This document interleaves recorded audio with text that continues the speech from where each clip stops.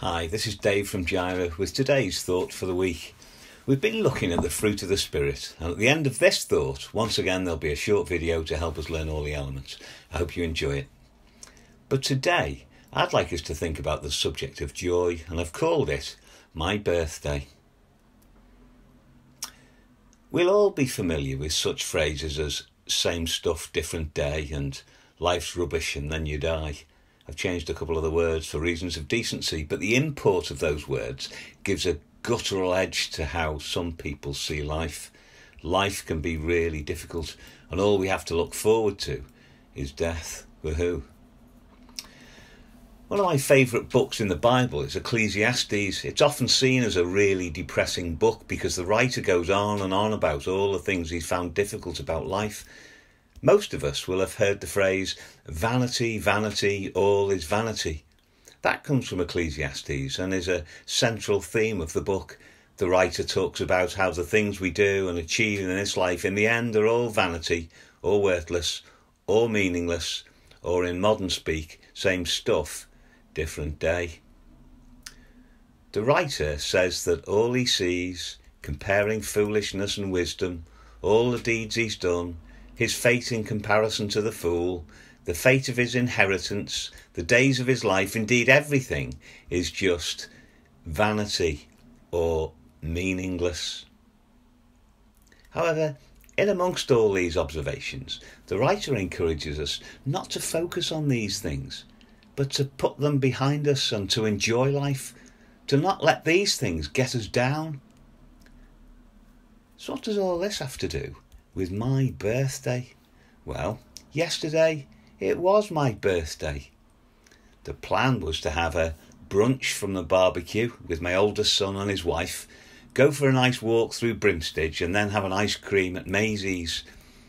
Then at tea time we were going to have a socially distanced party with two family friend groups we have and cook for ourselves on our cob ovens. If you don't know what they are, look them up, they're amazing. We were going to do curry on one, chilli on another, a chicken cook in the bag meal on the other, and on top of all that, some barbecued food for those who didn't fancy any of the above, mainly the kids. Of course, all that would be washed down with a couple of beers and some nice red wine. Sounds nice, doesn't it? How did it work out? Well, if you remember yesterday, it chucked it down with rain all day, and I had to call it all off. Typical. It is, isn't it? Typical. Typical of life. All the best laid plans come to naught. In the end, I went to the Traveller's Rest with my son and his wife for some lunch. They do social distancing really well, by the way. Then in the evening we got a McDonald's takeaway, and Kirsty, the boys and I sat and watched Dr. Seuss's The Lorax. And you know what? I had an absolutely lovely day filled with joy. Yes, the rain had done its very best to spoil all my plans, but to be with those I love, enjoying each other's company, doing the things we like doing, was all I needed for a joy-filled day. The writer of the Ecclesiastes puts it like this: "So I commend enjoyment, for there's nothing better for people under the sun than to eat and drink and enjoy themselves." Joy is about understanding what's really important in life and enjoying it for all it's worth. On the one hand, life can be sometimes really difficult. We might not have a great job, or a job at all for that matter. We might find things difficult financially. We might not enjoy good health, and we may not even ever go on holidays that others seem to take for granted. But we can still experience real joy from being with those we love. Even when we have no one close to us, we can take time to make something special for ourselves and enjoy it for all it's worth.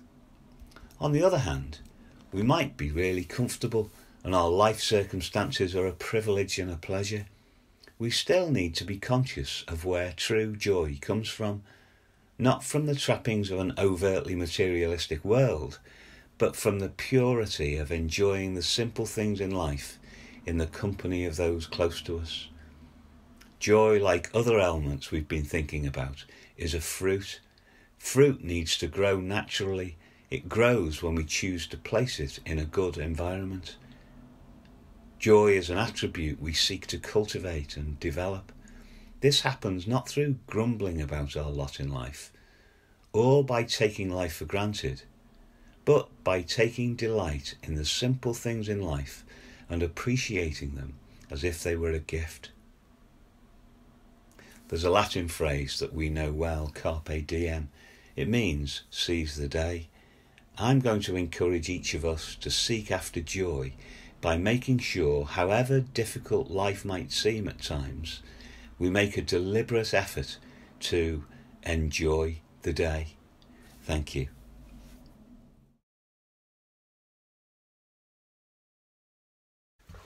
The fruit of the Spirit is love. Love. Joy.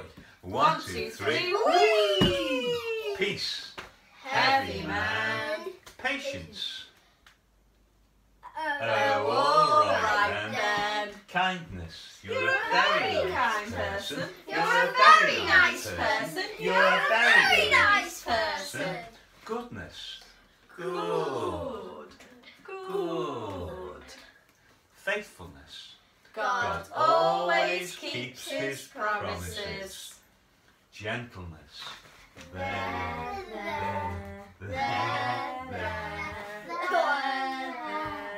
And self-control. Oh, yes, I will. No, I won't. The fruit of the Spirit is joy.